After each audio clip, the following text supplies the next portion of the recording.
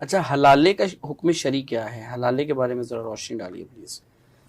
اس حوالے سے نا ایک بات ذہن میں رکھنی چاہیے کہ اگر طلاق کو شریعت کے مطابق دیا جائے نا تو یہ سارے مسائل پیدا ہی نہ ہوں، حلالے کی نوبت ہی نہ آئے۔ بالکل۔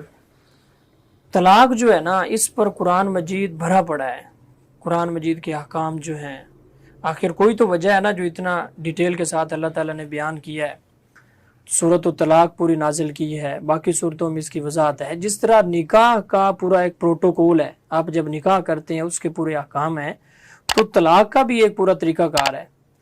تو وہ بیوقوف خامند اور مرد جو ہیں جو ایک ہی مجلس میں یا ایک ہی مرتبہ 3 طلاقیں دے کے، تو 3 طلاقیں تو دینے کے لیے ہوتی نہیں ہیں، اس پہ ہم الگ کریں گے پوڈ کاسٹ طلاق کے جو مسائل اس ہیں۔ میں بڑے ڈفرینٹ اسکول آف تھاٹس ہیں، طلاق دینے کا سنت طریقہ ہے، پھر طلاق تو ہمارے یہاں تو طلاق پہلی بات ہے دی ہی غلط طریقے سے جاتی ہے، ہو جاتی ہے، ہو تو جاتی ہے، غلط طریقہ غلط ہے۔ جس طرح نکاح کا ایک پراپر طریقہ ہے تو طلاق دینے کا بھی ایک طریقہ بالکل ہے۔ ایک شریعت طلاق صرف ایک دینی ہے، 3 طلاقیں ہیں تو لوگ سمجھتے ہیں شاید علیحدہ ہونے کے لیے 3 طلاقیں دینی ہیں۔ 3 طلاقیں ہیں، تینوں تو دینے کے لیے ہیں ہی نہیں، وہ تو آپ کو 3 چانس دیے ہیں شریعت نے۔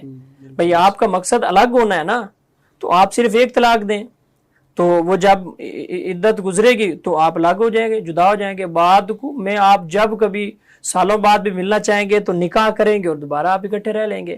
لیکن جب آپ نے 3 طلاقیں دے کے خود ہی اپنا راستہ بند کر لیا ہے تو پھر یہ ساری صورتیں جو آپ کہہ رہے ہیں کہ حلالہ کا شرعی طریقہ کیا ہے، وہ اصل میں اس طرح ہے کہ کوئی شخص، کوئی عورت کو طلاق ہو جاتی ہے، وہ کسی دوسرے شخص کے ساتھ نکاح کرتی ہے ہمیشہ ہمیشہ رہنے کے لیے، اور وہ شوہر فوت ہو جاتا ہے یا وہاں سے بھی اس کو طلاق ہو جاتی ہے، اب یہ پہلے شوہر کی طرف واپس لوٹ ہو جائے گی جو قرآن و سنت کا حکم ہے۔ لیکن اس کو مشروط کرنا، پری پلان کرنا، اس کو نہ ہو، اس کو تو حضور صلی اللہ علیہ وسلم نے فرمایا کہ جو محلل ہے، حلالہ کرنے والا، اور جس کے لیے حلالہ کیا گیا اس پر لعنت ہے، لعنت کی گئی ہے۔ تو یعنی اگر پلانٹڈ کرے گا تو وہ جائز نہیں ہوگا۔ اچھا، اس کے بعد وہ لوٹ تو سکتی ہے، پہلے خامد کے ساتھ نکاح اس کا ہو جائے گا، پلانٹڈ کا ہاں پلانٹڈ کا بھی پہلے خامد کے ساتھ نکاح اس کا ہو جائے گا، شرعی طور پہ درست ہے۔ لیکن جو وہ حلالہ کا عمل ہے نا جو اس سے گزرا گیا، اس کے اوپر لعنت کی گئی ہے۔ وہ تو جسے کہتے ہیں نا کہ ایک دوسرے شخص کے ساتھ اس نے ہمیشہ ہمیشہ رہنے کے لیے کیا تھا، تو وہاں سے یہ معاملہ ہوا کہ وہاں سے بھی اس کو طلاق ہو گئی۔